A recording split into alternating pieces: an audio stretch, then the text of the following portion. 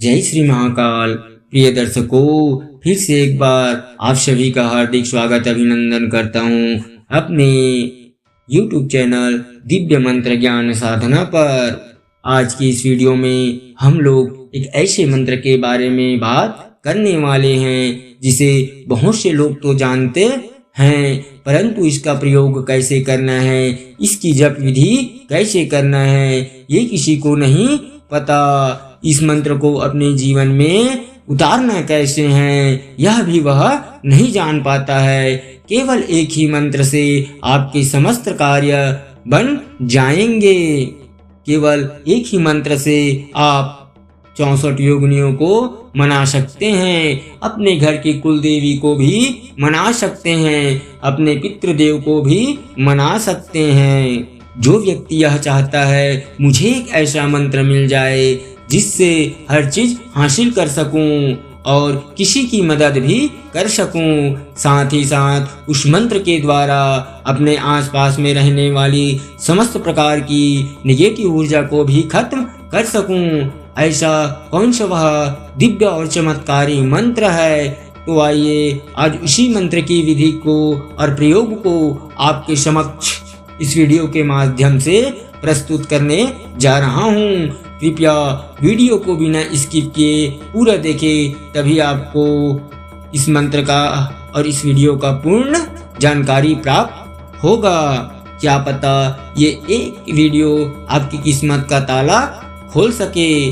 तो आइए बात करते हैं उस खास मंत्र के बारे में जो बहुत से साधक हमसे पूछ रहे हैं, और बहुत से ऐसे व्यक्ति हैं जो इस धर्म पथ पर आना चाहते हैं, इस प्रकार की सिद्धियों को प्राप्त करना चाहते हैं और अपने जीवन को सुखमय और खुशहाल बनाना चाहते हैं। इस मंत्र की विशेषता यह है कि कोई भी इस मंत्र का जाप कर सकता है, चाहे वह औरत हो, बुजुर्ग हो, बच्चा हो या कोई भी व्यक्ति इस मंत्र का जाप कर सकता है। इसमें किसी भी प्रकार की सामग्री की आवश्यकता नहीं है और न ही किसी प्रकार की सिद्धि की आवश्यकता है।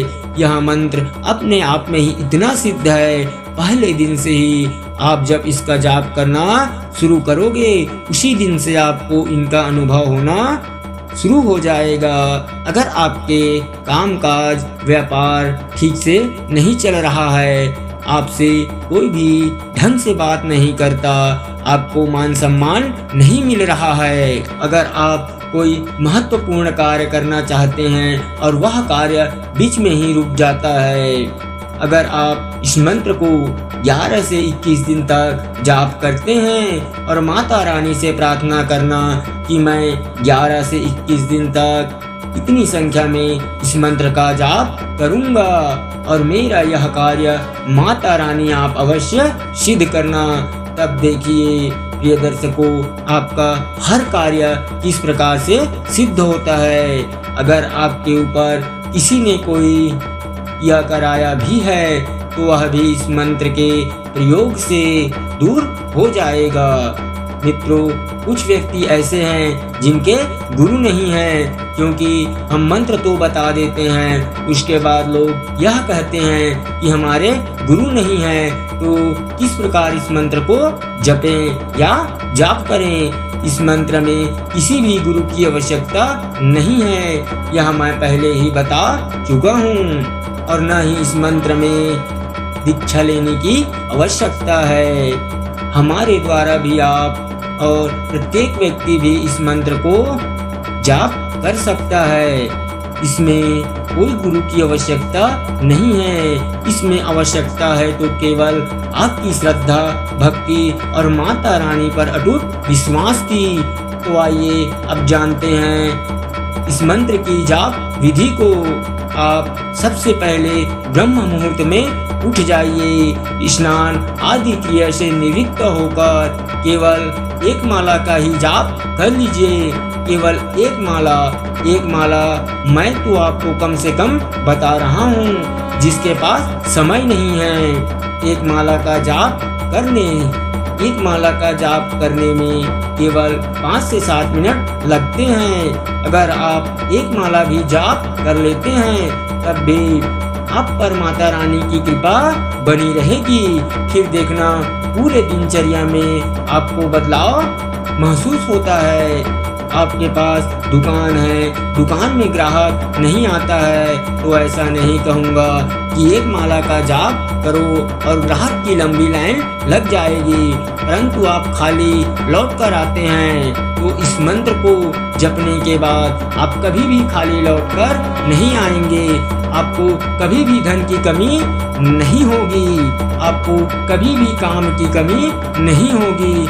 आपको हर व्यक्ति महत्वपूर्ण तरीके से देखेगा, आपको मान सम्मान भी प्राप्त होगा। मेरा यह आपसे वादा है। आप केवल श्रद्धा भाव से इस मंत्र का जाप करें। अगर आजमाने के लिए आप इस मंत्र का जाप करते हैं तो रहने दीजिए, कोई जरूरत नहीं है इस मंत्र का जाप करने का। अगर आप हमारे ऊपर विश्वास नहीं करते हैं, भगवान के ऊपर विश्वास नहीं करते हैं और केवल आजमाने के लिए आप इस मंत्र का जाप कर रहे हैं तो कोई फायदा नहीं है इस मंत्र को जाप करने का। सबसे पहले ब्रह्म मुहूर्त में आप उठकर स्नान आदि क्रिया से निवृत्त होकर पूर्व दिशा की ओर मुख करके बैठ जाइए। लाल आसन के ऊपर संस्कारित रुद्राक्ष की माला से ही आपको इस मंत्र का जाप करना है।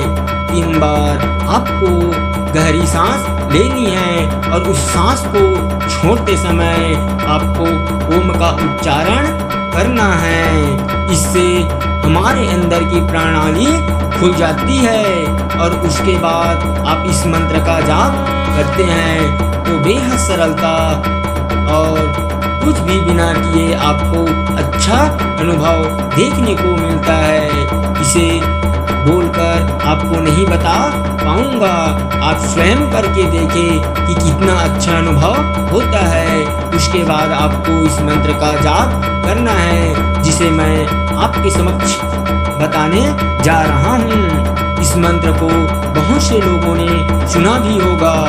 आप यह न सोचे कि यह तो साधारण सा मंत्र है और ऐसे ही बता दिया है, इसका कोई फायदा थोड़ी ना होने वाला है। ये तो साधारण मंत्र है। इस मंत्र के अगर एक एक शब्द को समझाएंगे तो हर एक शब्द में अपने आप में ही अलग अलग शक्तियों को लेकर समाहित है। आप एक बार जाप करके देखिए, आपको अनुभव अपने आप दिखेगा, परंतु करिए श्रद्धा भाव से इस मंत्र का जाप। तो आइए मित्रों, मंत्र को आपको एक बार बोलकर बता देता हूँ। मंत्र इस प्रकार है। ओम जयंती मंगला काली भद्रकाली कपालिनी दुर्गा क्षमा शिवा धात्री स्वाहा स्वधा नमोस्तुते। ये दर्शकों, अगर आप हवन भी करते हैं, घर में अपना कोई छोटा सा हवन करते हैं तो उस हवन में इस मंत्र की आहुति अवश्य दें। अगर आप अपने घर में धूप दीप जलाते हैं और प्रतिदिन 11 से 21 बार इस मंत्र को बोलते हैं तो आपके घर में से एक बुरी शक्तियाँ, हर प्रकार की नेगेटिव ऊर्जा अपने आप ही खत्म हो जाएगा। इस मंत्र का उच्चारण करते हुए आप धूप दीप अगरबत्ती भी जला सकते हैं। और अगर आपके पास समय है तो आप 1 माला, 3 माला या 5 माला इस मंत्र का जाप भी कर सकते हैं। अनुभव आपको खुद दिखेगा। मैंने पहले ही कहा है, मैं बोलकर नहीं बताऊंगा, परंतु जो व्यक्ति इस मंत्र का जाप करेंगे उसे ऐसे ऐसे अनुभव होंगे। धीरे धीरे आपको इसमें जितना समय लगता है लग जाए, उतना ही आप शक्तिशाली का अनुभव महसूस करते हैं। और कोई भी बुरी शक्ति, जादू टोना, भूत प्रेत, तंत्र मंत्र और तांत्रिक शक्तियाँ आपके आसपास भटकने की भी हिम्मत नहीं कर पाएगा। अगर आप किसी कार्य को सिद्ध करना चाहते हैं तो आप इस मंत्र को अनुष्ठान की तरह भी कर सकते हैं। ये दर्शकों, यह मंत्र बेहद ही शक्तिशाली मंत्र है।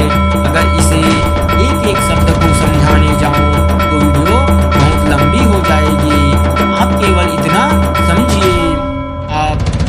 मंत्र से माता रानी को भी मना रहे हैं, 64 योगिनियों को भी मना रहे हैं, अपने घर के कुल देवी को मना रहे हैं, अपने पितृदेव को भी खुश कर रहे हैं, क्योंकि जो लास्ट में बोला गया है स्वाहा स्वधा नमोस्तुते, और जो स्वधा का शब्द है वह आपके पितरों के लिए है, और स्वाहा तो आप समझते ही होंगे कि अग्नि देवता की धर्म पत्नी हैं, उनके लिए स्वाहा बोला जाता है, और स्वधा जो है वह अपने पितरों के लिए बोला जाता है। प्रिय दर्शकों, आपसे उम्मीद करता हूँ हमारे द्वारा दी गई यह जानकारी आपको अच्छे से समझ में आया होगा।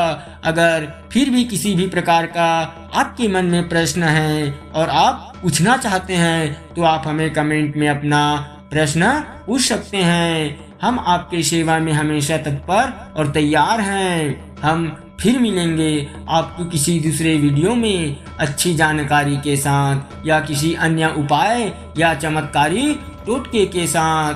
तब तक के लिए जय श्री महाकाल।